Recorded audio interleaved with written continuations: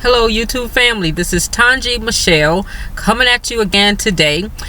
Want to tell you, you were designed for greatness and great you shall be.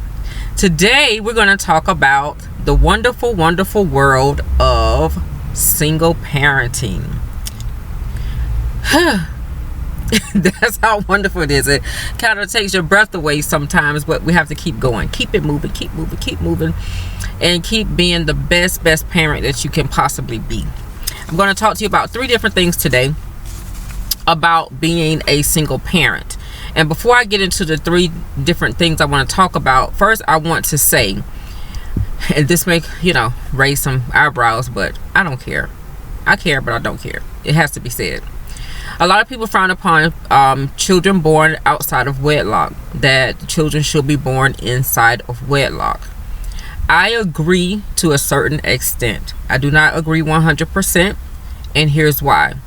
Like in one of my previous videos when I talked about soulmates, about connecting to someone's spirit. When you connect with someone's spirit, you need to know that you're connected to the right type of spirit, a compatible spirit, a spirit where you're equally yoked and a properly aligned. Some people marry the wrong person. Sometimes we marry the wrong person, get entangled with the wrong person, with the wrong spirit, and sometimes a child is born out of that connection, whether it be in marriage or not.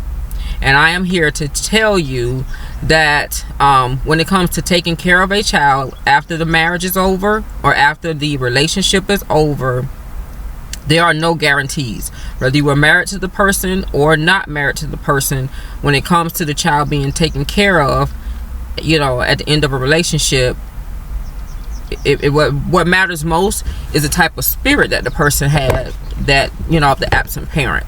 So that's what's most important. Here again, be very mindful and very careful of who you connect with spiritually, who you merge with and have a child with, whether it be inside or outside of wedlock. There are some really good people in this world, and not everyone wants marriage, but some people want children but they don't want marriage, or the child comes before the wedding.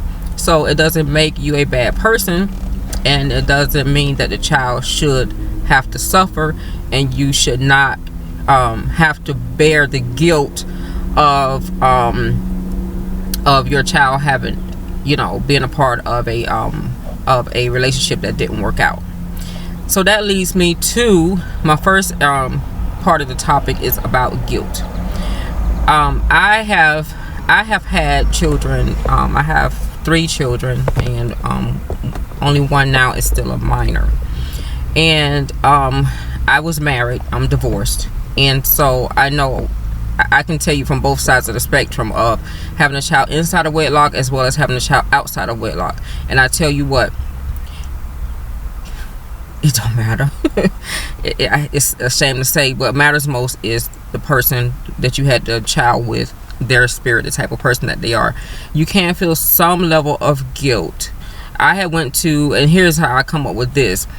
Back when I was in college, I went back to college as a non-traditional student with 3 children, all minor children. In fact, my baby girl was only 2 years old. Actually, my first day of class in college she was 6 weeks old. So but when I transferred, she was 2 years old. So anyway, at one point I got extremely stressed out, and I decided to go take advantage of my health insurance and go and sit and talk with a counselor. And I highly recommend that if you get to a point where you're stressed out, you just really need someone to talk to, by all means use your health insurance to talk to someone that has will give you a non-biased opinion and or advice, and just help you kind of cope and deal with things. And yeah, there's nothing wrong with going to sit and talk with a counselor, just a licensed counselor. They don't prescribe medications or anything like that. It's just someone to talk to. You don't want to be judged. You just want someone to hear you out and give you some type of guidance going forward.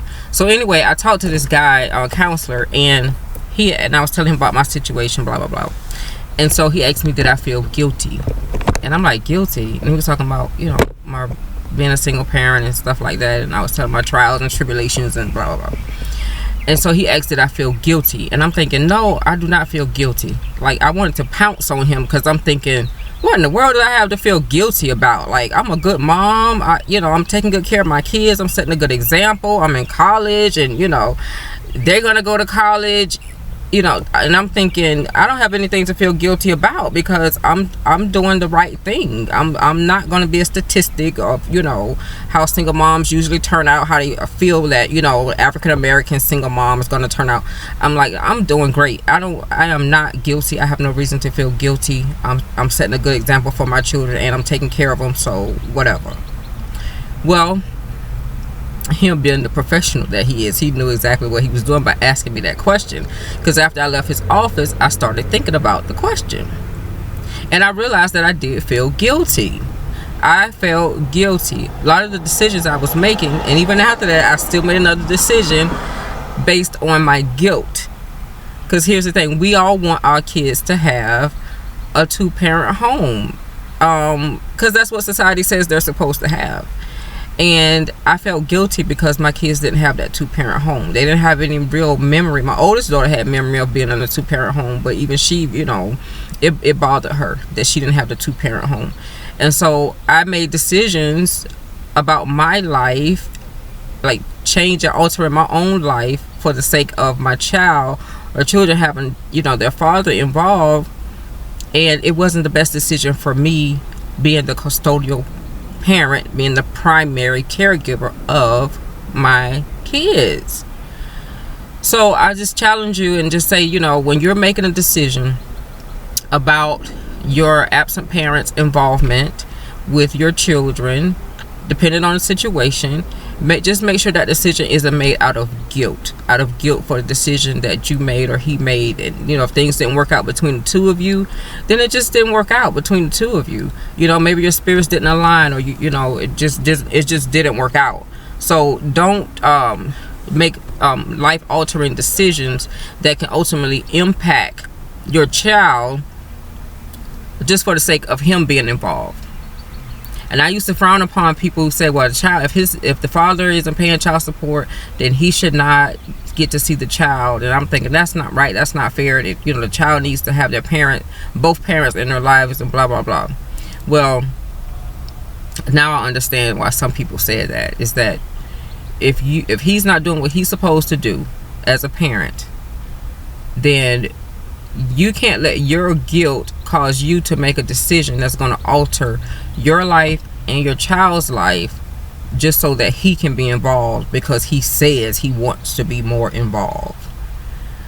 Do what's best for you and your kid, the whole picture, because you know at the end of the day, if he's not doing what he's supposed to do wholeheartedly, that you're going to have to carry most of the weight until that child is grown. The second thing is the co-parent relationship. It is really, really good if you can have a good co-parenting relationship with your absent parent. It's good if that child can have the involvement of the father. It's good if the father's involved in decisions that's made. I know my divorce decree had that, you know, that he was supposed to be involved in decisions based on education, religion, and, you know, all those types of things. Although he wasn't, he could care less. What I was able to decide whatever I wanted to decide. But as far as, you know, religion, schools, whether or not she can go on a field trip, I mean, whatever, I was able to make all those decisions myself. But if you have a co-parent that wants to be involved in that way, and he's doing what he's supposed to do as a parent, by all means, it's a good idea to allow that. I know when I relocated so that my daughter's father could be involved in her life, and I'm thinking I made a big move so that you can be involved. So involved you're gonna be.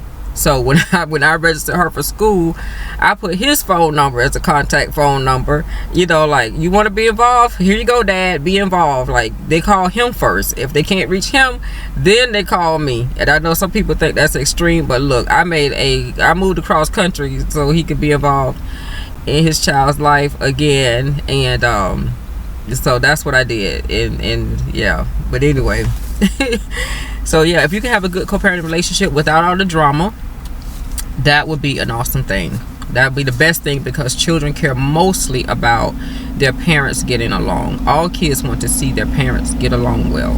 Even if you're not in a relationship with the parent, they want to see that you can talk to each other without yelling and cursing each other out.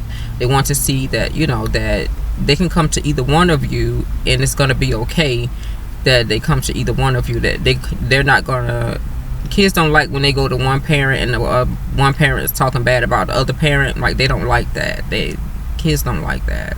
So try not to do that. Try to have a good copacetic co-parenting relationship. If there's drama, if you can, avoid having the drama around your child. I know sometimes things can get pretty bad, and sometimes it can't be avoided, but if it can be avoided, avoid it. Okay. The last thing I want to talk to you about is income. I read a research study when I was in one of my in the coursework of I did business and also family studies, human development and family studies.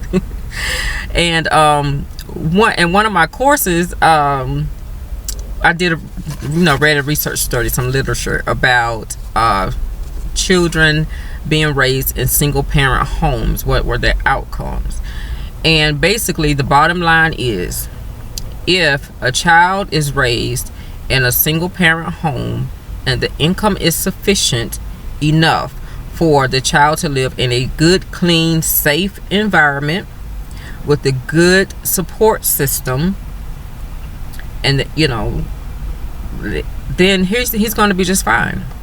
They turn out just fine, even if the father is not involved or coming around on a consistent basis or even paying child support. If the income is sufficient, that's what's most important, is income. Whether the income includes his child support money or not, if the income is sufficient enough for the child to be able to live in a good, clean, safe environment, that's what you want. A good, clean, safe environment.